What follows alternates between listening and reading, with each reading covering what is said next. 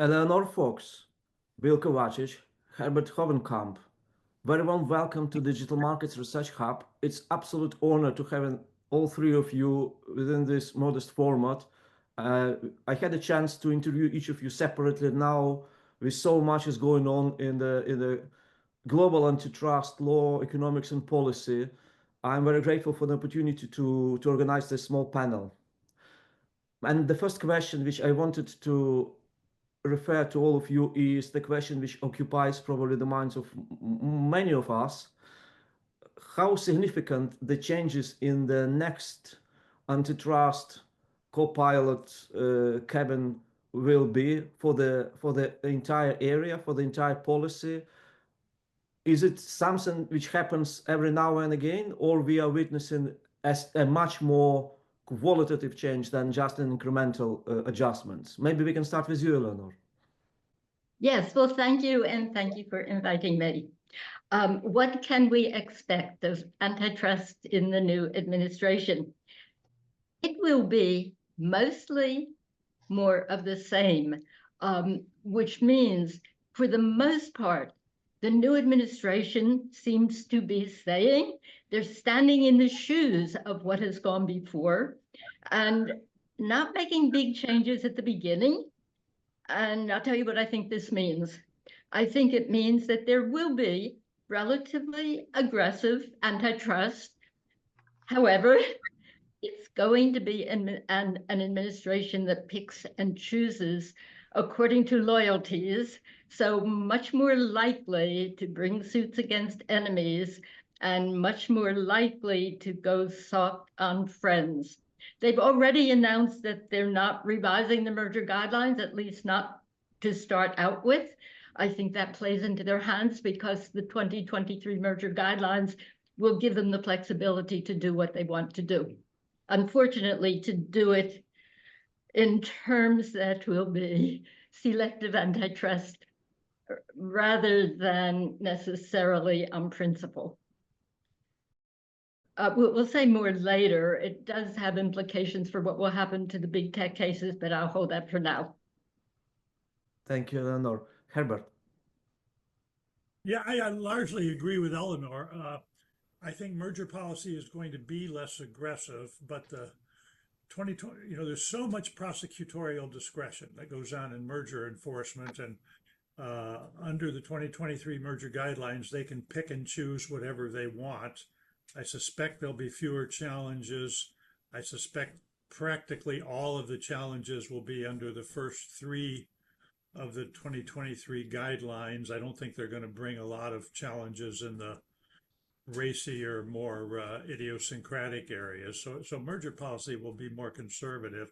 I agree that policy against tech is going to be substantively aggressive. If I had to predict, I think they will be less aggressive about structural remedies. Thank you very much, Herbert. William? One thing that I think can happen is a shakeup in the enforcement framework. The new leadership of the FTC has announced its embrace of a stated position by the Department of Justice not to defend the protection that the FTC commissioners have from removal except for good cause. And the chair of the agency, Andrew Ferguson, has said that the Humphreys executor precedent of 1935 ought to be abandoned, that the president of the United States ought to be able to fire members of the commission, and that FTC policy should be directly linked to the preferences of the White House. I'd be surprised if over the next few years we do not see Humphreys abandoned, and even if it's not abandoned, the leadership of the FTC said, "Well, we will take our direction from the president." So another thing around the corner is that I think the assignment of the competition mandate to the FTC will also be up for grabs. Imagine the following scenario: the Musk government efficiency initiative is focused in part on redundancy in government functions at the federal level.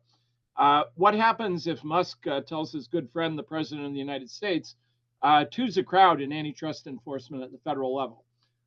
And that echoes up to Congress, where Senator Lee, the author of the One Agency Act, who is the patron of both Andrew Ferguson and the newly appointed FTC Commissioner Daniel Meter, suppose that from both ends of Pennsylvania Avenue, the command is given or the request is given to the FTC, would you acquiesce in the abandonment of your competition mandate to send it to the Department of Justice?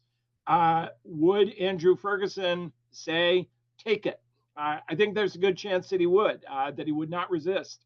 So we could easily come out of the next few years with a different role for the FTC focusing entirely on consumer protection and data protection, but not on competition. That'll be a major change in the enforcement landscape as part of a larger reassessment of the role of so-called independent agencies in the environment.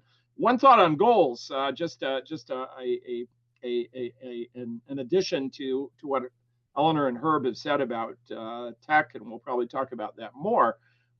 There's going to be scrutiny of big tech, but it's striking to see in how many instances the new chair of the FTC and the appointee to head the antitrust division, Gail Slater, have talked about the concern with big tech being the role it plays in filtering speech, especially the speech of conservative voices, so that a motivation for pursuing cases and maybe for resolving them is going to be the extent to which these concerns are alleviated. This, of course, has been a core message of the new president.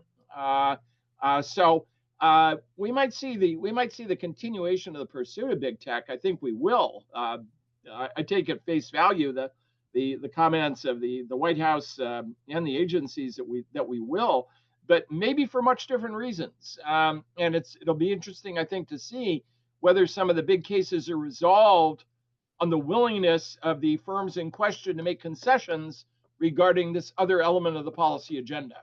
And as Herb was suggesting before, the existing guidelines, be it merger guidelines, be it the FTC Section 5 guidelines, are broad enough and give enough discretion that I could imagine Chair Ferguson saying, I can live with this, and that they stay in place because they offer so much freedom to maneuver. Let me pause. Well, first of all, a footnote. Please feel free to engage directly reflect into each other's comments. You are so experienced speakers and thinkers that I am not capable to moderate all the nuances. But to pause on this issue, which has been articulated just now by Bill Kovacic, discretion. There is a discretion and discretion. It's one thing if discretion goes in line with your normative intuition or position, and it's yet another thing if it goes in the opposite direction. How important is the role of discretion for a typical antitrust enforcement if it will be instrumentalized and channeled towards protection of speech only to the detriment of other more competition-related harms, perhaps? Is it just another version of normality, or it will be much more significant change than this? Yeah, I'd like to respond to that. I think it would be a very significant and extremely troublesome change because it deviates from antitrust's core missions, which are economic and concerned with price and output. There's no warrant in the antitrust statutes or the FTC Act to go after practices because of their politics, their speech, their environmental concerns, and so on. You go after practices that restrain trade or monopolize, and many times those will implicate speech conduct, but it's not the role of the antitrust laws to go after unattractive speech as such. Thank you. So I totally agree with that. Some discretion is necessary. Prosecutorial discretion is absolutely necessary. So there's a trade-off between how much discretion is necessary for good antitrust enforcement and the problem of the misuse of discretion. It's an essential problem. I mean, it's packed into the U.S. system in so many ways. and the legitimacy of the system depends crucially on how candidly the agencies reveal what they're doing and why they're doing it, and subject those assumptions to debate, as well as spelling out what their enforcement priorities are, eliciting comment and commentary on what those priorities are, and issuing decisions that fully reveal the basis on what they're doing. Do they show their work in a way that's really informative, or do they submerge choices that they're making to obscure the real rationale for the decision? There's some action forcing mechanisms in the U.S. system that compel the revelation of information that point to fuller disclosure. But in many respects, the system relies on the good judgment of senior officials, appointees, and the development of customs, norms, not binding rules that coax agencies in the direction of explaining what they're doing. And that can vary a good deal from agency, certainly from country to country. And the U.S. system, in some ways, compared to Europe, does not disclose as much as the European Union would. For example, closing decisions in Europe. If you do an elaborate investigation and close a file, you have to explain why routinely. As a matter of course, in the U.S., that's largely at the discretion of the agencies to decide when they choose not to prosecute or act, why they decide to stand down. So the legitimacy of the exercise of discretion depends very heavily on how honestly and fully the agencies reveal what they're doing. So here's a problem on discretion, and that's a matter of priorities and not a matter of hiding the purposes. The FTC and Justice Department have indicated they're looking for cases of companies, or it could be schools, that are collaborating on DEI and ESG. They're looking for a case. And they're doing it above board. It's their priority. For example, a collaboration to continue using DEI, or to go slow in getting rid of DEI, or a boycott that might involve either DEI, ESG, or even they're looking for, and might follow on a private case, a boycott relating to Twitter, X, free speech, conservative speech they don't like. Yeah, during her testimony, during her confirmation hearings, Gail Slater referred to concerns about collaboration among rival outlets to filter speech, and that was a matter of concern, and several members of the committee pressed her on that, seeking to elicit a commitment to bear down on that. So it's unmistakably on the agenda. Let us now move at the legacy, if we can say it, of the both heads of both agencies. And I wanted to ask you, maybe, on one hand, we can say that the Pandora box of more kind of political antitrust has been opened by them, by Neo-Brandeisian movement, where you can say that's one type of fairness versus another type of fairness, which is likely to be dominating in the following years. And then institutional maturity, the reliance on rules as a counterbalance, which has been highlighted already. So I wanted to ask you, what will be the role of the previous heads of the agency and the school as such? And what is the legacy itself? How much have Neo-Brandeisians done over the last few years, post-pandemic years, pretty much? Maybe we can start again with you, Eleanor. Oh, okay. So in terms of schools of thought and legacy, and in terms of the Biden administration certainly had many individuals who identified themselves with Neo-Brandeisians. However, what I think is the legacy of, the Biden administration is not precisely Neo-Brandeis. I think it is precisely showing the limitations of the neoliberal premises that have been in our competition law for so many years, and trying to move ahead on a more realistic view of markets and market power. To the extent that some and many were identified with the Neo-Brandeis school, I think that's going to be a sidetrack because Neo-Brandeis school, first of all, requires a definition, and the second has a lot of baggage. So I think what Jonathan Cantor especially did in trying to maneuver between and among the shoals of the Trinko case, which was very, very conservative, trying to show by way of facts the market power exists and certain abuses are anti-competitive. I think that that was a good contribution that will possibly last until the next case gets up before the Supreme Court. Thank you very much, Herbert. I think the main problem with the Neo-Brandeisians was twofold. Number one, they had no theory. I mean, in absolute distinction from both the Harvard and Chicago schools, which were both built on rich empirical studies of markets, price theory, IO, and so on.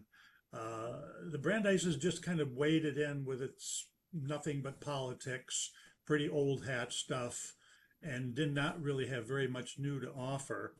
Second, the Neo-Brandeisianism has been the most reactionary, backward-looking movement in antitrust in my memory.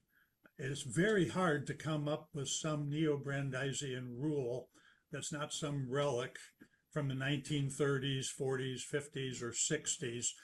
They've done a couple of good things. They invigorated antitrust policy in behalf of workers, but that falls right within antitrust classical regime, which is concerned for failing markets, and the workers' share, labor share of production has been declining for years. So ordinary antitrust principles would say it's time to get more aggressive in behalf of workers.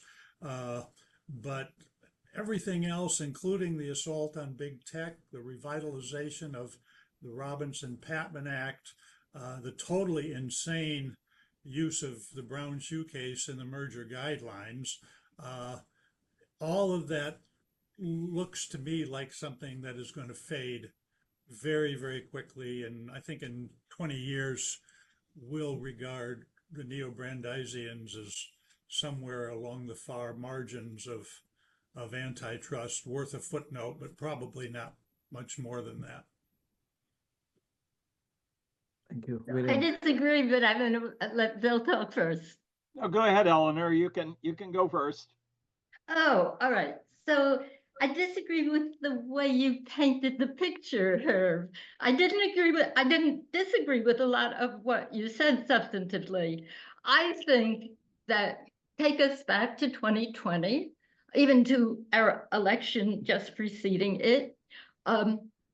People realized that antitrust was not working for the people. That's a big thing that Neo-Brandeis drew out and put center stage, that our law was weak, our antitrust law was weak. It was letting lots of big mergers go through. It was not condemning very anti-competitive market power. And so Neo-Brandeis became a movement that was not just about technical antitrust. It was about recognizing market power and new forms of market power. So a piece of that is the legal piece. And for the legal piece, I go back to what I said before, I think the lasting legacy will be the facts. You know, that was very Brandeisian. Argue the facts, show what is really happening in the world, and the law should follow from the facts. So I think that part will be stable. I do agree that there's a part of a broad conception of Neo-Brandeis that won't last at all and that should not last in the law. Thank you, Eleanor. Yeah, well, I think, first of all, if you really want to seat your program more permanently, you need more time. I mean, I compare the past 4 years with the first term of the Reagan administration. If Ronald Reagan had served one term, and then Walter Mondale had become president in 1985, the direction of antitrust policy might have been considerably different. Reagan had 8 years. His vice president, George H.W. Bush, had 4. That was 12 years, not only to pick the leadership of the agencies, to guide an enforcement program, but crucially to pick judges who shared your worldview. 4 years really isn't enough to do that. I think unmistakably the Biden leadership changed the debate. They changed it. They put the focus back on goals, purposes, first principles. We've had an elaborate discussion about that. Perhaps that discussion goes on. I think one other thing that happened that is, in a sense, unfortunate in a way, is that the means of ascent to power involved shattering the status quo and depicting those who had a hand in the status quo. I suppose most notably the Obama enforcement officials who were scathingly attacked, both less directly by the leadership of the agencies, but by the fan base that supports them, with the idea that competition law had gravely failed, at least going back to 1980, 1981. And the suggestion was there's nothing in the system that provides a mechanism for adjustment and intelligent self-correction, that it all depends on who's in charge. That's not an encouraging view, I think, of the way a competition system operates. It makes it easier for new leadership to come in and say, I got here just in time to save it, and I'm going to take radical steps to do that because there's nothing there of enduring value that went before. And I think it overlooks so many ways in which there are important precursors to the sorts of successes that the agencies had in the past few years in litigation. So a tendency in the U.S. system, and it goes back a ways, and I've lived through a couple of these transitions. I was a junior attorney at the FTC in 1980 and 81, and that was a wrenching change from Carter to Reagan. A danger of having a system where you come to power by burning down what was there and then saying that the saviors are present now is that who would trust a system like that depends so much just on the preferences of the individuals. And I suppose one other thing that stands out is that, to my mind, in order for an intellectual movement to be successful, it requires more than just the contributions of the leading edge. That is the leading edge. The Chicago Revolution, as it's called in the early 80s, had a lot of fellow travelers from a broader base within the profession. So I think in order to be sustainable, the Neo-Brandeisians had to form a bargain with a larger community. I suppose some of that was happening in a quiet way, but it creates tension between your absolutist pure view that what's gone before, as President Biden suggested, 40 years of failure. How do you let those who are part of the 40 years of failure come back in and help you out? I think gradually, in a number of ways, the Biden team did start bringing back people, especially from the Obama era, that made crucial contributions. I mean, can you imagine what the merger guidelines would have looked like if Susan Athey and Aviv Nevo had not gone to the agencies to have a role inside? So I think they made some accommodations in order to they saw that to make their program last, they're going to have to make some accommodations. Let me pause here and maybe ask you a question, which an iteration of which I have already asked about the means, how the next policy will be pursued. What will be the role of economics? Because it looks that with the equivalent of Neo-Brandeisians in the European Union, the role of economics has been, in many senses, for right reason, well, it's my opinion, somehow not marginalized, but challenged successfully. The canonical vision of omnipotence of law and economics, let's put it this way. Is it likely that it will be somehow a revision, a return back to a good old monosemic standard of the benchmark, predictable measurable benchmark of consumer welfare, or whatever the vocabulary is? Or they will continue using the, again, Pandora box of policy-oriented competition policy, but being driven by different policy, we will have a shift towards some uncharted waters yet. Eleanor. Oh, so we've never given up on economics, and we've never given up on consumer welfare. So we don't have to think of, should we go back to revive them? They've been there, they continue to be there. They were molded in a certain way by Biden administration. And so for economics, the Biden administration tried, as in merger guidelines, tried to take an emphasis off highly technocratic analysis that needs, and if you're a lawyer, it needs an economist with you at every moment to talk their very technical language. They tried to cut through that and into concepts that were more general. As to consumer welfare, they never gave up on consumer welfare. Consumers have always been probably the best proxy, continued to be the best proxy for thinking about whether a measure is anti-competitive. They broadened the notion. Part of the broadening of the notion is actually very widely accepted now, broadening the notion to the whole of the market, including the upstream as well as the downstream, allowing the analysis of the labor markets very seamlessly. That's pretty traditional, and a lot of people who did call themselves consumer welfare people agree with that. The one point at which there's disagreement, and where I don't think there's a lasting legacy, is whether you go outside of market analysis to consider social factors like maybe protecting small business, even though the protection of small business is at the expense of consumers. That's, first of all, it wasn't really done.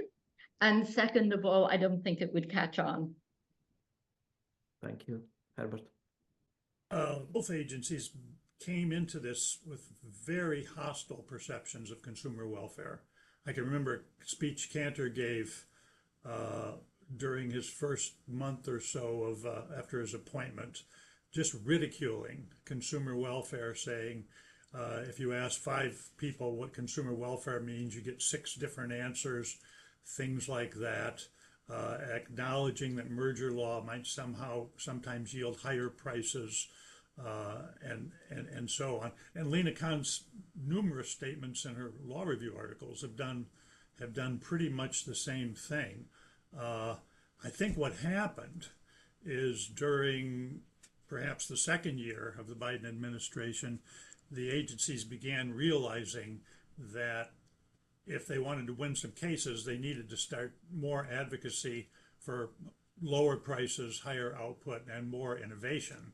You know, what I think of as the three legs of the consumer welfare stool, and you actually see it.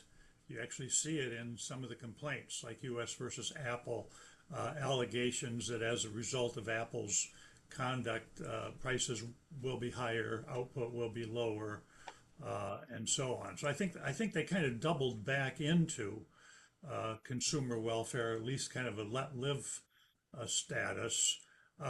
I think they were saved by the economists in many ways. One example is Avi Nevo's role. Avi Nevo is an economist here at the Wharton School who came in and was very heavily involved in the revision of the 2023 merger guidelines from a draft, which I thought was one of the most anti-competitive, regressive documents I had ever seen issued by an antitrust agency.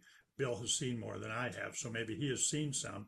And then the economists came in and they vastly improved the merger guidelines, although they still didn't get everything they needed to get. For example, the 2010 guidelines focused very heavily on what's called the hypothetical monopolist test for relevant markets, which is an econometric test, which gives good results when the data are available. The 2023 guidelines spend far too much time emphasizing the so-called brown shoe factors, which are both conceptually and factually wrong. I mean, the brown shoe case was not the least bit interested in identifying a grouping of sales where monopoly prices were going to be threatened. No, the evil of that the brown shoe case recognized was that this merger was going to lead to lower prices and higher quality. And then they came up with a mishmash of factors that very rarely prove anything. They should have gotten rid of that. I think that was an enormous step backward, and it's going to haunt merger analysis, particularly market power analysis, relevant markets for many years to come. Thank you very much, Bill.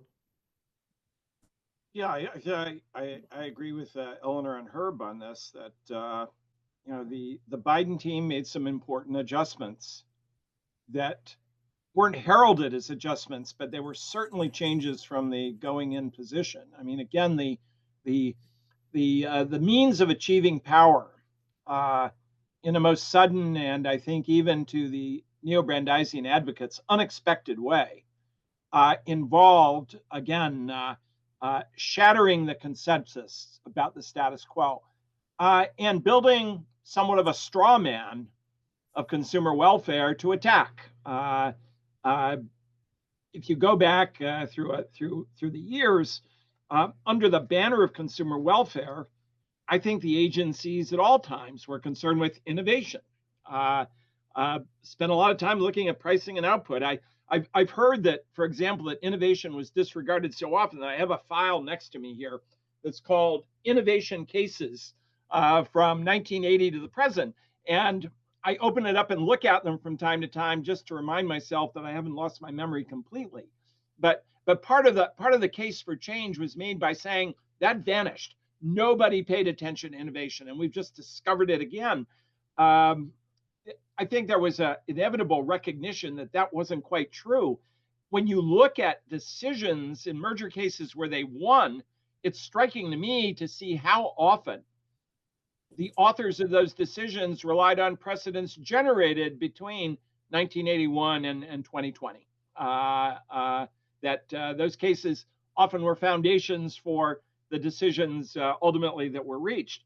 And I think, as Herb mentioned, just to go back to Susan Athey and Aviv Nevo, those are two people who in 2021 could never have been appointed, because the starting off position was that if you'd worked for big tech and or you had been part of the Obama administration in a senior position, you were not worthy of leadership. And you wouldn't pass the Elizabeth Warren test for senior appointments. That is, you had to have someone who was completely free of those afflictions. Well, I think Jonathan had worked with Susan in the past and said, at some point, I want to bring her in, and did. The commission did bring Aviv in. Two people who could not have gotten in on day one, who would have made their program much sounder if they'd been there for day one, do come in and have an enormously deep influence on how the program develops. So that was a recognition that you can't ignore, that you make a terrible mistake simply throwing out everything you've learned over the last 40 years. And that wasn't taken on completely, but I don't, when you look at the change in the leadership positions in the two agencies, in the front office, in the key operating units, you see coming back into the agencies people with deeper experience. The new head of the Bureau of Competition, Henry Liu, comes from Covington. I mean, Covington was the kind of law firm held out as simply a running dog for the big corporate plutocrat establishment. And we're not going to bring people like that in. Well, they come in with a lot of experience, sympathy for the broader agenda. But finally, the recognition is that if you want to win cases, it really helps to have people who know what they're doing and have the ability to build on useful insights from the past to make convincing arguments today. If they hadn't made that adjustment, the litigation record would have been a shambles. Thank you very much. Let us zoom in and look at big tech. So if you write yet another seminal article on the history of antitrust, how would you portray the legacy of the last cadence, and how would you predict the next 4 years of the enforcement of antitrust law vis-a-vis big tech? Eleanor. Of course, it was the first Trump administration that started the lawsuits against big tech. And for reasons, though, as already said, I guess by Bill, that were about the notion that big tech was screening out conservative speech. But even so, they were very much on board to bring the suit against Google and to bring the suit against Facebook Meta. So this is a chapter in our antitrust history. I'll tell you, I would predict that it ends with a whimper. We have a successful proof of violation in the Google case, and the cases before the court now on remedy. The Justice Department is due to file its follow-up brief on proposed final relief in Google on March 7th. And it filed its first one in November, and the first one was aggressive and asked for some divestiture, breakup, and lots of access to data. The second one, what can we expect? This will be a very interesting test to watch. Because it will be a document required by the new Trump administration. My guess is it will go way much softer on proposed relief, that it will not be seeking breakup, that it will be sympathetic to Google's argument that all it should do is prohibit what was actually found to be an illegal exclusive contract on loading the Google search on all of the devices like Apple, and not go too much further. It might have some very modest remedy on data, but I'm not even on sharing data access, but I'm not even sure about that. And then in addition, we know that Google's going to appeal on the whole liability issue. And when that gets up to the Supreme Court's going to be much more conservative on defining what is the violation than the district court was. So that's why I'm afraid in the United States, the cases are going to go out with a whimper. Thank you very much, Herbert. If you wanted to make antitrust policy absolutely uncorrupted by collateral concerns, politics, speech, or whatever, and if you live in a world with limited resources, as we do, you would have to engage in a certain amount of triage. And historically, that triage in antitrust says you go after stagnant industries with low productivity, rigid market shares, not very much going on. Labor is a pretty good target for antitrust reform because there has been so much stagnation in labor and declining productivity. Tech is not a good target for that approach to antitrust. Tech overall has had experienced much more rapid growth than the economy as a whole. There's a great deal of jousting. There's very little evidence that they're colluding with each other. When new technologies like AI come out, they all compete very aggressively. There's nothing about this industry as a whole that says we need to really aim our guns at big tech. Now, there are individual anti-competitive practices that occur in big tech. One of them was the two Facebook acquisitions, Instagram and WhatsApp, which were not caught when they originally occurred. They're being challenged now. I think those challenges are appropriate. And if those acquisitions are found to be unlawful, I think the appropriate remedy is a divestiture, which is usually the preferred remedy all the way back into to 1904 in the case of U.S.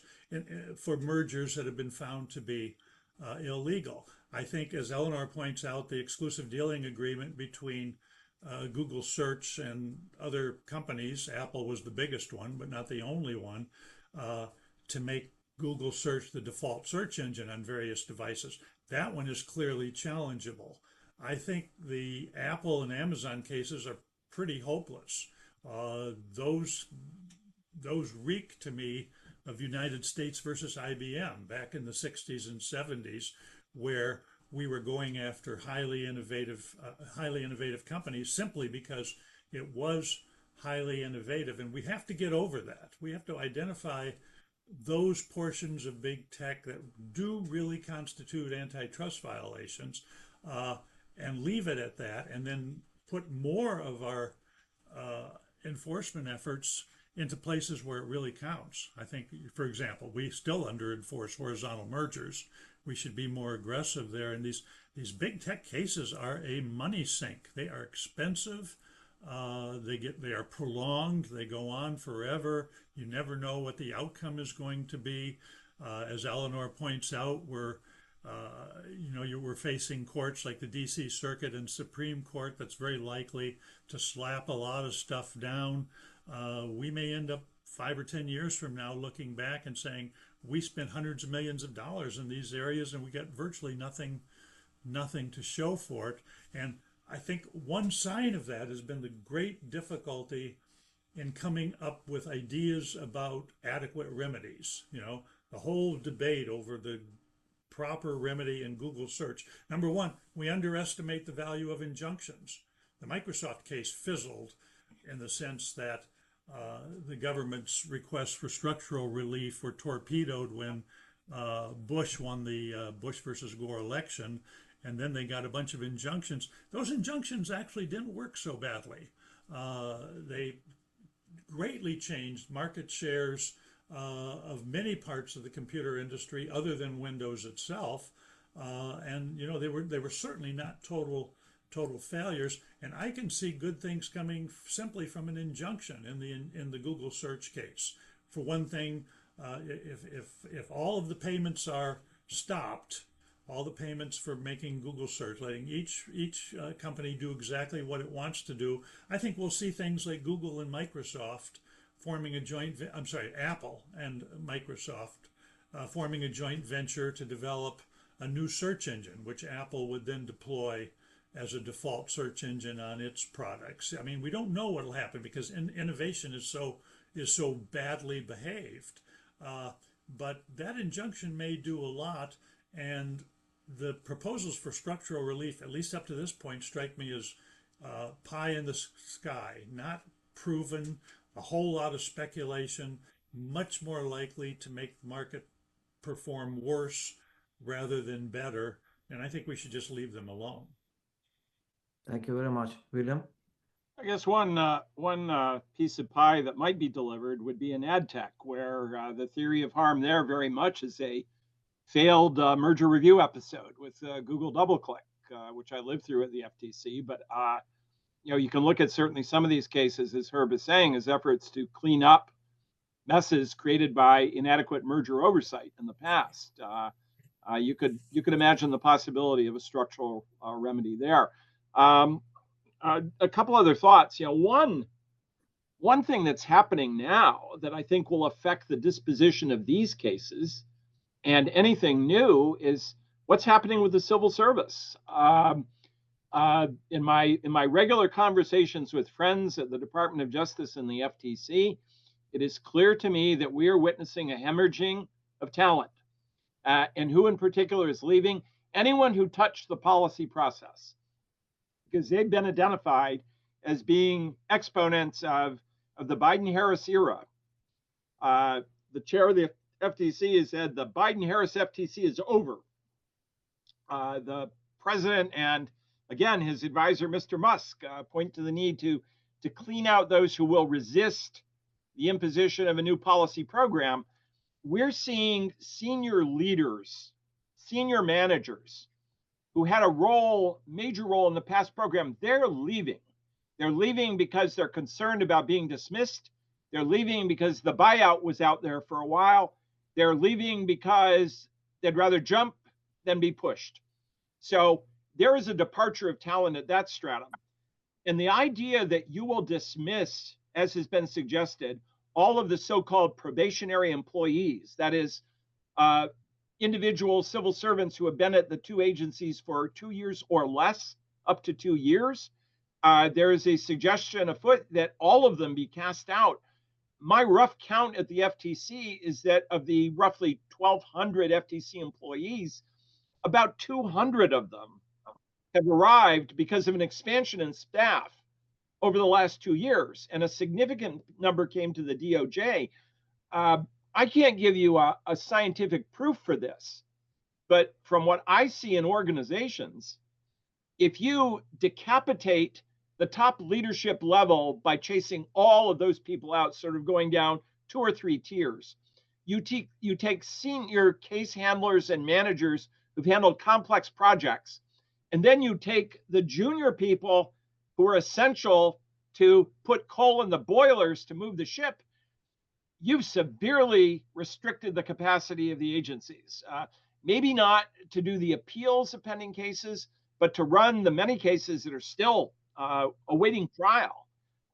The ability of the agencies to successfully carry these things to the finish line or do new things has been diminished badly. And it takes a lot of work to reconstruct a really capable bureaucracy to do that kind of work. That's going to be a big impediment to doing work in the future. I mean, other thoughts. I could imagine on, say, the exclusivity points, a case getting up to the Supreme Court. I would welcome that. You know, the U.S. government as a party has not been before the Supreme Court in a Section 2 case since 1973, in a case called Ottertail. That was the last appearance as a party by the Department of Justice or the FTC in anything that spoke of Section 2 of the Sherman Act. It's about time for them, I think, to go back. And I assume that one of the core arguments, as Herb was saying, from Google search is going to be the central framework from Microsoft, reinforced in cases like Dentsply, McQueen, which have links back to Lorraine Journal, a case that Bob Bork praised in his Antitrust Paradox. I can imagine the Supreme Court saying that that part of the case has survived, so we might get some useful doctrine there. But I also agree with Eleanor that the boldest of the remedial aims, as laid out in some of the cases, in some of the requests for relief, those probably won't be achieved. But I finish, I just echo Herb's point that in so many ways we don't know with a whole lot of confidence what's happened as a consequence of past cases. You know, I've heard from Microsoft acquaintances that the remedies, the decrees, did cause them to back off in a number of respects. I've never heard the story from Google or other firms that came in and exploited that hesitation. I haven't heard that story, but I can't. You know, I think the total number of cases involving Google globally involving antitrust, it's over 100. And I think of all the talent that's been devoted in the company to defend those cases, the energy taken away from running the business, I can't imagine that whatever the more lighter touch remedies will be, that Google will ever be the same company as it was before this whole collection of cases began. So let me come in and respond to a few of the points that were made. I think Bill just told a chilling, very accurate story about decimation of talent. Totally frightening to me. I also want to, on another line, I don't agree with you, Herb, of what I think is a kind of lesser significance of big tech vis-a-vis highly capitalized, more traditional business. I think there's a real problem of big tech being huge, and these firms bigger than most nations, taking advantage of power to, as Jonathan Cantor said, build moats around them. They do some things that are very good, but they have lots of strategies to keep competitors out. And a problem with our law is, our case law is, it's unclear as to whether we have good principles of law that prevent anti-competitive exclusionary practice. The Microsoft case 25 years ago did a very good job, but this was undermined by Trinco, in my view. And I think that big tech, which is an overwhelming force in many of our lives, feels that it has the power to do almost anything. And I think also a new point that we haven't raised yet, this the argument of competitiveness. We've got to be competitive, more competitive against China. We've got to have hands off our firms to a large extent. By ours, I mean firms in the US, which aren't really ours, but firms that our administration likes to call ours. The idea that, first of all, Europe should keep its hands off our firms. Our president has said that. And if Europe keeps its hands off, quote, our firms, and we don't do anything significant to keep them within bounds of not abusing power, we then have a real problem of unleashed power. Eleanor, if I could come in on that, and maybe you and Herb have a view of this too. My office is exactly 3.5 blocks from the White House, so we tend to maybe to attach too much significance as Kremlinologists to what is said, but there's been so many mixed messages come out of the White House about their vision about big tech. One is the anxiety about that outsized role that Eleanor just mentioned, but also the concern about diminishing the capacity of American technology to prevail in the larger global contest, especially with respect to AI. And a concern that I think a number of us have had looking at that photograph from the inauguration, where you see the president at the podium taking the oath and then giving his talk. Then you look at the audience behind him, and you look at that row where the tech leaders appeared, and they have not only appeared in that setting, but in others too. Visits, discussions. The anxiety is that for a president that sees himself as a deal maker and has great skill in negotiation, what might the terms of a deal be? Will the terms of a deal be, if you give me what I want on speech, I can give you an easier way out in these cases. Maybe not a free pass. That's a little bit difficult to swallow. But are we in an era, as I think both of you suggested before, where negotiation one-on-one with the head of state or trusted intermediaries becomes a basis for shaping the outcome, at least with respect to remedies in some of these cases? And where the president's saying, I'm open to hear what you're going to give me. What are you going to put on the table for me? And I think we've seen in some areas that companies are backing off of what might be called a filtering function or a quality control function with respect to speech. And you give me that, and I'm satisfied. And I can ensure that the ultimate remedial outcome will not be as intrusive as it might have been otherwise. I have a follow-up question on remedies specifically, but before reverting to it, I wanted to ask, maybe starting from you, Herb, this round, about the repercussions on Europe, and more specifically, a Digital Markets Act in the EU and Digital Markets Competition and Consumers Act in the UK. First, what do you think about these two regimes, new regimes? And B, what would be the enforcement of this regime in the new circumstances, in your view? I think the main impact in the U.S. is going to be reaction. So far in the U.S., we haven't looked very favorably at the rollout of the Digital Markets Act. I think there are good reasons for that. I think it's made people more confident in the conclusion that, that Europe overregulates. They just overregulate everything too much. And as a result, it's become a minefield for developing new tech firms. And as a result, the impression in the US is it's time to lay off. For example, I don't think the case for the AICOA, American Innovation Online Choice Act, has gotten any better as a result of watching the European rollout of the DMA, and I think that case is, I think that statute is pretty much down the drain now. Okay, I'll just stop there for now. Thank you very much, Eleanor. It's very interesting to think of the EU and UK ex-ante regulation compared with the US basic resistance of ex-ante regulation. I think it's much too early to tell whether the DMA, which is their ex-ante regulation of the biggest gatekeepers, will be successful. They've had some growing pains. If they grow into what they hope to, it will be very important. It will actually fill in a very important gap, which is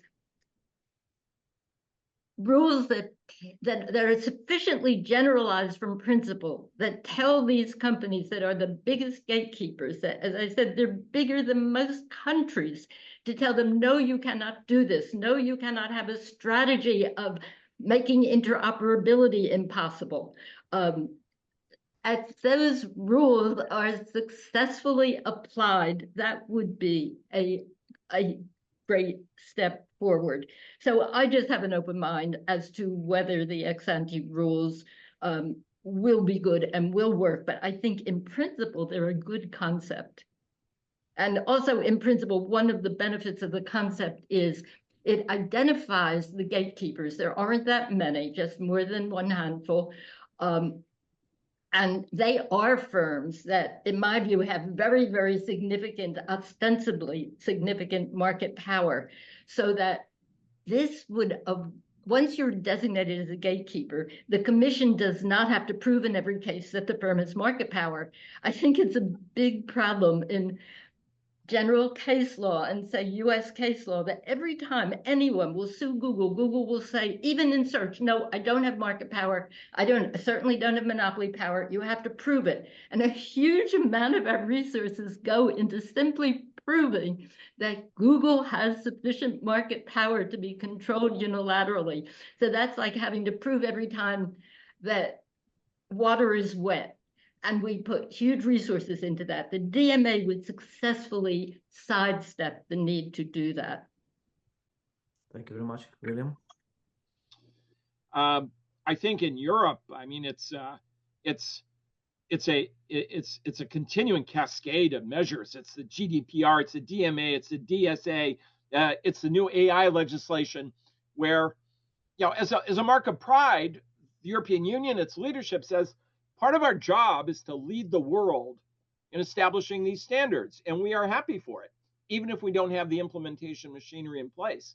But I think with the DMA, the implementation machinery has been badly inadequate. They set it in motion before having an adequate staff to do the work. They are still scrambling to put together the means to carry it out effectively. And a question that I think lurks in the background is that you've got the per se rules, but in negotiations with the companies about how they apply and where they apply, are you seeing subtle adjustments being made to say, that doesn't fit within the per se rule, that does, that doesn't? Is that going to be the equilibration mechanism that takes into account efficiency claims that on their face would seem to be illegitimate? And the last thought, in the UK, I don't know what the Labour government's new growth policy means to the rollout of the DMCC. Marcus Bokerink, the chair of the board of the CMA, was fired a few weeks ago. That's never happened in the experience of the UK. Going back to the creation of the UK system in 1949, no head of the UK system or any of its units has been dismissed that way by government, which says we're open for business now. Well, how are they going to apply this new measure? Are they going to say it is not good for business if that measure is applied in a way that discourages tech from investing? There's a big cloud in my mind over how the United Kingdom carries out the new and fairly powerful tool at its disposal. The Labour government's move is a bit of a shock, with respect to what it wants competition policy to do in the future. Okay, great. So let me ask you the question about this landmark seminal DOJ versus Google case, and one of the interesting elements of it is that basically the mechanism of remedies which is currently being considered, and a significant part of important data is expected to be delegated to some technical committee, which will be then redistributing part of this data across different direct or maybe indirect competitors, horizontal search engines.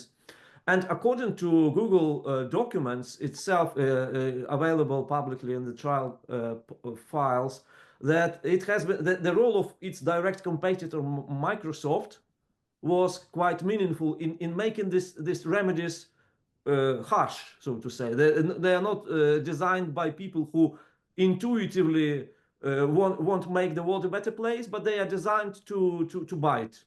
So the question is twofold. A, do you think it's common, but just this time we pay more attention to this outsourcing, intellectual, technical, regulatory outsourcing? B, is it a commendable practice, or it's rather something not rather eccentric? So what are your views about the mechanism of remedies? Would you recommend to other parts of the world to consider this option, and how effective it will be overall? Herbert, do you want to start? Yeah, yeah. First of all, the mere fact that something is a digital network does not entail that it is a winner-take-all or dominated market.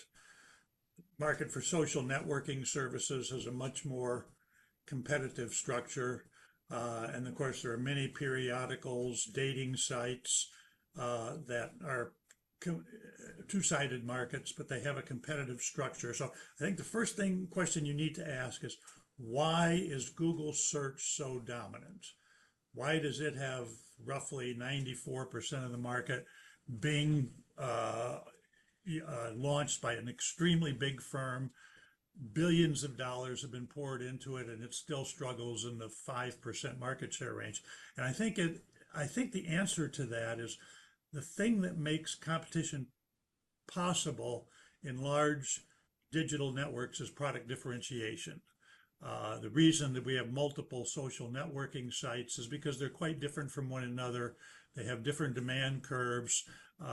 Users can single home or multi-home, do whatever they want, but they have real choices. It has never been possible to reach that level of product differentiation in search. DuckDuckGo tried it a long time ago by developing cloaked search, but then all the other search engines immediately copied it. AI may offer another opportunity to differentiate search. And if that happens, we may once again see an equilibrium in which multiple search engines are possible. But I'm not real optimistic about that. And so then the question is, what if we are stuck with a situation where search is actually a natural monopoly, where you're never going to have a stable situation except one that is dominated by a single firm? I think Eleanor's suggestion a while ago is a pretty good one. I think data sharing can help us get around that, but it needs to be addressed, at least at the first instance, as a temporary solution until we determine whether sustainable competition in search really is possible. Because if all we do is, if we create a situation that's a little bit like the airline industry, where you get the airlines on top making the flights and setting the prices, and then you get thousands of travel agents selling the tickets. We want our search engines, the ones that deal with consumers, we want them to be more than travel agents selling out of a common database. So if all we get is Google search creates the database, and then they license it to a whole bunch of different nominal distinctive search engines, that's not really competition at all. I think we should create an opportunity, however, to see if we can create an equilibrium in which multiple freestanding search engines like Bing, Bing collects its own data, whether that is possible. I'm dubious, but not certain as to whether that is possible or not. If it's not possible, we're going to have to come up with a more regulatory remedy or simply cede the monopoly to Google, because there won't be anything else to do about it.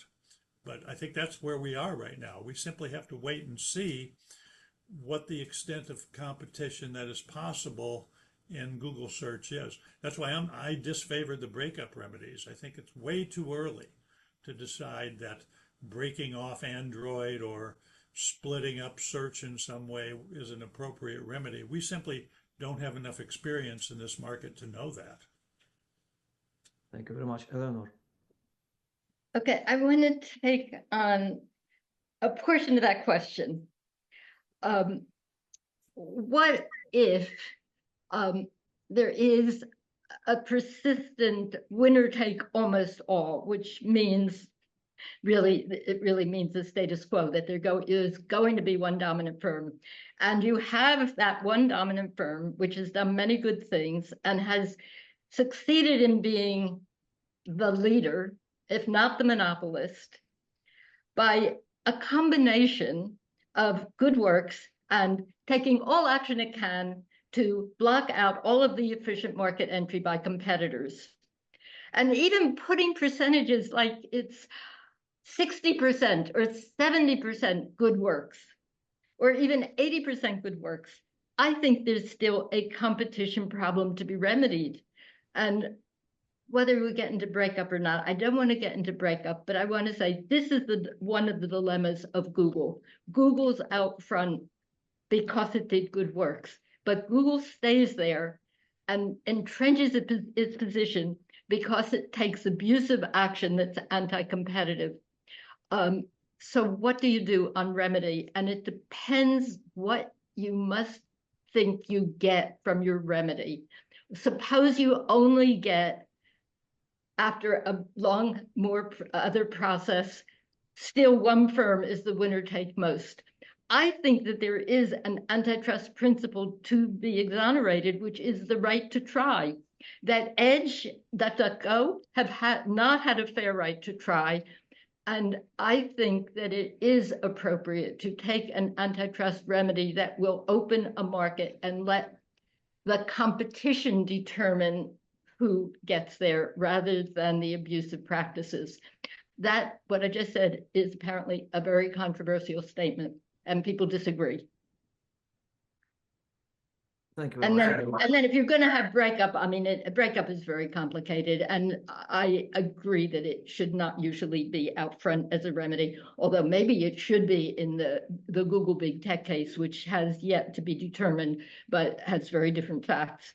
But in a case like this, I'm not really, as a first matter, sympathetic to the breakup remedy, but maybe some data access that will make, plus the injunctions against the wrongdoing, that will make the market more open so that competitors have a right to try.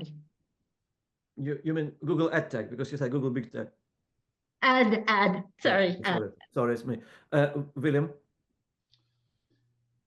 For me, one of the most interesting elements of the coming proceedings on remedy in Google search is the nature of the oversight that might be necessary to impose a conduct remedy, an injunction remedy. It seems to me that Judge Mehta has been asking questions about how he deals with the inevitable adaptability and dynamism in the sector.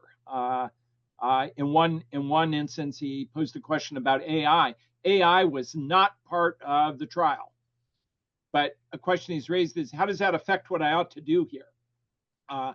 What kind of adjustment mechanism might be appropriate? I think in the DOJ remedial papers so far, they've been intimating that we're going to need a remedial framework that is scalable, that's adaptable, and can make adjustments depending on what we see in the marketplace.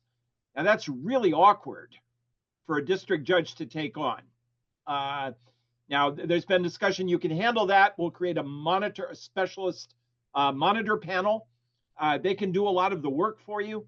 but there's almost a suggestion, I think, in those remedial papers filed by DOJ that we almost need a mechanism to reopen this, to take a look at it over time. And I think Judge Mehta, who my intuition is he even without the change in the administration, he would not be minded to mandate a breakup, a spinoff of Android or Chrome. I don't read his opinion as diving into that, and I draw inferences from seeing him speak at different events where he recognizes the need to deal with inappropriate behavior, but there's an obvious reluctance to break something that in some respects is enormously valuable to society. So, but it seems to me that he's going to want to hear a lot about what will be the machinery for overseeing an injunction. And not just an injunction that says, don't do it again, but deals with behavior that could be described as circumventing the specific terms of an individual injunction. And the more that you start talking about that, it's almost a faint version of a DMA through the back door. That is, it's the ex post resolution of a monopolization case, but it's forward looking in the sense that it's going to be adaptable in some way to deal with new circumstances. I think that question of what kind of mechanism you want to oversee remedies comes into vision. I agree with Herb that it's not at all evident to me that there's a coalition to support the adoption of new legislation, but the search case is going to bring forward the basic questions about how I go about putting a remedy in place. And by the way, I've got other stuff to do, and I don't want to do that by myself. So guide me about how I deal with dynamism, adaptability, flexibility. Painfully, Congress 110 years ago thought of a way to do this. Section 7 of the Federal Trade Commission Act gives a district judge the authority to request in a DOJ monopolization case that the FTC serve as a master in chancery to advise the district court on the formulation of remedies. It's been used once. It was used in the first decade of the FTC, not again. But I think the idea there was that district judges concerned about how I put together a remedy and maybe even execute it and oversee it, I'd like the help of a specialist body that has a big research capability. There was a path there, the road not taken, for the FTC to become a remedies agency in some ways. They might have had to have some supplement to their authority. But the idea was that you had this big research arm that would learn a lot about how industries function. And including in that over time would be an effort to examine the effects of past remedial interventions. You can bring that research to bear on making predictions about how a proposed solution would affect the way in which the industry behaves. And you'd have, in other words, readily available, a body that would advise courts on what to do, how to do it. At some point, you can imagine them being brought in to assist in implementation. Maybe they become the monitoring source. Maybe the monitoring is outsourced to the Federal Trade Commission. That could have happened. It didn't. All sorts of reasons it didn't happen. It better happen fast before the FTC's competition jurisdiction disappears, which could certainly happen. But another reason that that FTC involvement now is important because you can't talk about interoperability without talking about data protection and safeguards, and perhaps consumer protection issues as well. There's one agency on the planet that has a mandate to do antitrust, data protection, and consumer protection. That's the Federal Trade Commission. And in theory, you could imagine all those disciplines being brought to bear on the question of how you formulate an interoperability or access remedy that both achieves the pro-competition goals, but in a way consistent with data protection concerns. The FTC arguably is ideally situated to do that. And perhaps for tech in the future, the solutions to many problems are going to involve this kind of multidisciplinary focus that involves drawing upon all of these policy domains. In my time in the UK with the CMA, I was struck at the deeper and deeper cooperation between the CMA and the UK Data Protection Authority in all things tech, because so often the interests of both policy domains were implicated by individual matters. And that cooperation was more than preparing a formal MOU. It's an ongoing process of discussion. I think in thinking about remedies, the establishment of a framework of that kind would be very useful, but I say it with some hesitation because that will be a consequence. If the FTC's competition mandate is divested and given to the Department of Justice, that possibility, which I recognize has been potential, not real, that possibility will never come to pass. Thank you very much. I know we are approaching the last part of our conversation, so I have a couple of questions. The first one, I wanted to ask you as thinkers who feed so many of us, and I probably use 50% of my citations in my PhD in Florence, referring to the work of three of you and many others. Of course, we are doing the same. An empirical question, not a normative question. Can you tailor competition by regulatory means?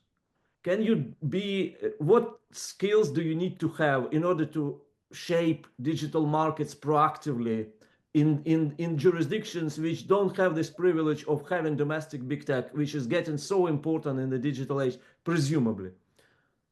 Herbert.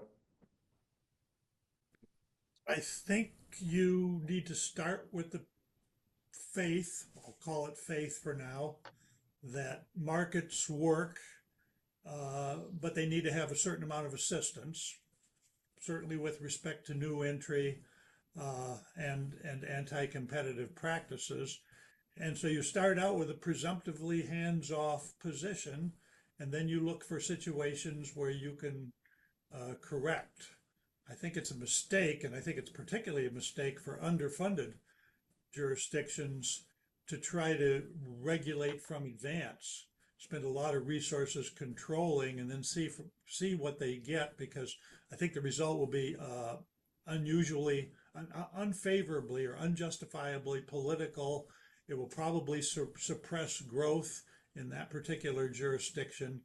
Markets are very, very powerful instruments, but they are instruments that can run out of control. And so the important thing is always to keep in mind we need to keep our throttle on this engine, but beyond that, we should let the engine work and do what it does best. As a result, for example, I'm much more cautious about coming in guns blazing to do something about AI. I would much rather sit back and see what's going to happen and what kinds of problems will emerge, and then do what we need to do later on. Thank you. Eleanor. So I generally agree, but I might draw the line differently. I think that the big task of antitrust is to create an environment that keeps the markets open. And that means not letting it get clogged by what is usually a bunch or a series of anti-competitive impediments, closing the market by anti-competitive means. And regulation is difficult and costly, and very often doesn't work. Thank you. William. I'm struck by a path that I see jurisdictions in the ASEAN region, in particular Singapore, Malaysia, the Philippines, but to add another country to the mix, another authority to the mix, Hong Kong and its Competition Commission. They're following a path that says, one, we have to understand what's going on in the sector. So they've ramped up their investment in what we would call market studies considerably. And there's a collaboration within the region to do that in a collective way and to learn what they can from what other jurisdictions have done. So step one is to do good work here. We have to understand the sector and what's happening. The second is their view that we do have to monitor, we do have to study, but it's not a measure of our worthiness as an authority whether or not we're running a big case. That is, there are lots of other big cases running. We can see how those turn out. You've got these ex-ante regulatory approaches going. We can see how those turn out. It's fascinating to me that none of them have been wholesale adopters of the DMA. And that is a model that the European Union was, I'd say, portraying quite favorably in global discussions. I think maybe they expected there be more adopters. These countries are not. More and more they're saying, one, we don't have the scale to do it in our authorities. Second, we have other needs that we have to attend to. Third, we're going to learn and observe here. Fourth, when appropriate, based on what we're learning, yes, we're going to intervene. But we don't feel a compulsion to build a broad regulatory network right now or to start running big cases. And it's striking to see through the region how independently, without regard to developments either in the established jurisdictions or certainly in Europe, no felt compulsion to start running big cases right away. And in part, the recognition that if you do it, you won't be able to do much else. Let me now revert to the last part. Namely, I wanted to invite you to share your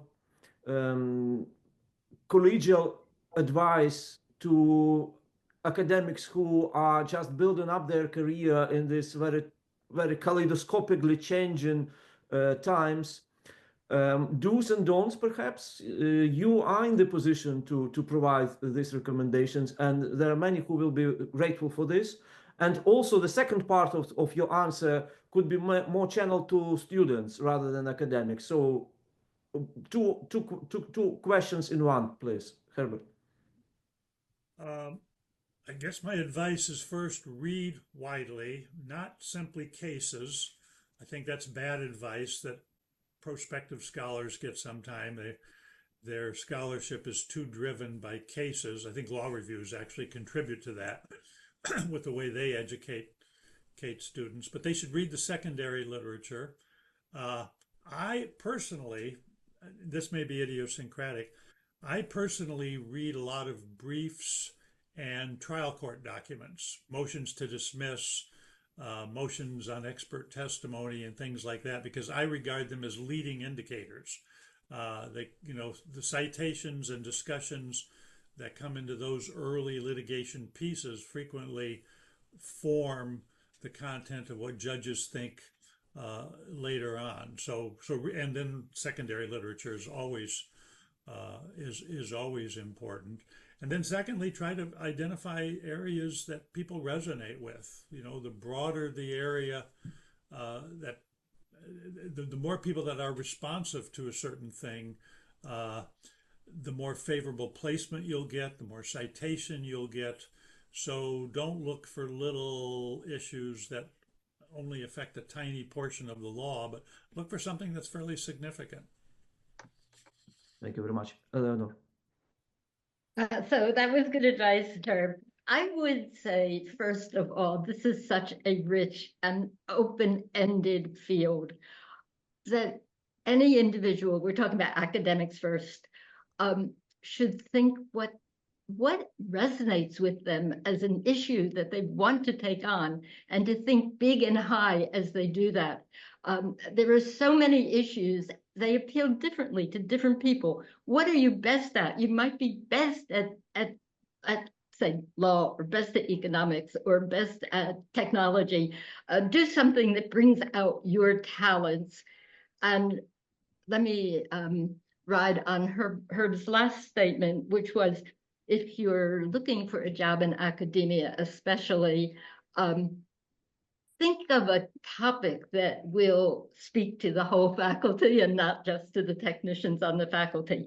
That will also help you raise your own sights to being conceptual about what you want to do, whether it is a narrower issue that might relate to a question in mergers, or whether it is a broad international or conceptual issue that relates to the interdisciplinary nature of the field. And for students, I will always say, follow your star. It's something similar. Think of what you have within you and what you aspire to. And maybe even who are your models or what articles excite you, and just go for it. Thank you very much, William. One thing I think academics can bring to the field that's interesting and exciting is explorations about whether competition policy actually works. And how do we know it works? What have the effects been? You can see that either in looking at individual cases, maybe doing the equivalent of antitrust biographies of specific industries, to ask what would the counterfactual have been if antitrust had not intervened, or if it had intervened more boldly, what had happened. I think academics can add a lot by way of research, especially junior people, by going back and looking at actual patterns in how cases have been brought, decisions of authorities about what's taking place. For example, the point mentioned earlier about, did antitrust wake up 4 years ago and say, oh my God, innovation's important, and finally focus on it? It would be a shocking failure if antitrust in the modern era had only discovered it recently.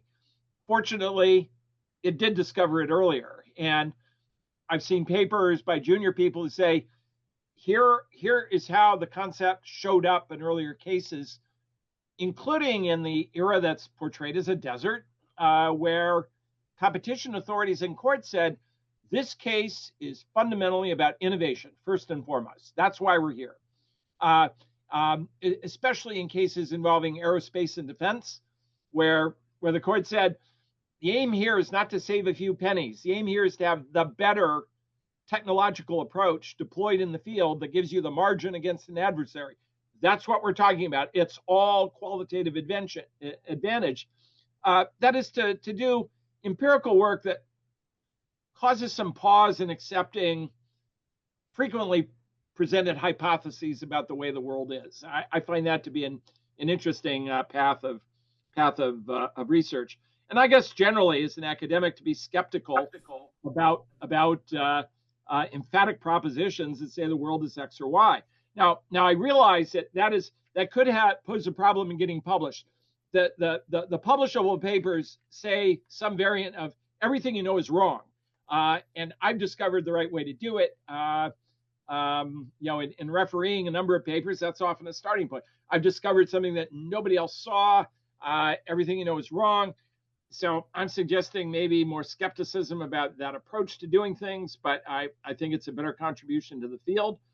And I think for students, reading broadly, and actually not just reading Joe Broadley, a famous academic, reading widely in order to understand the context for policymaking and to get an understanding of what forces shape the development of law, would be my recommendation to students.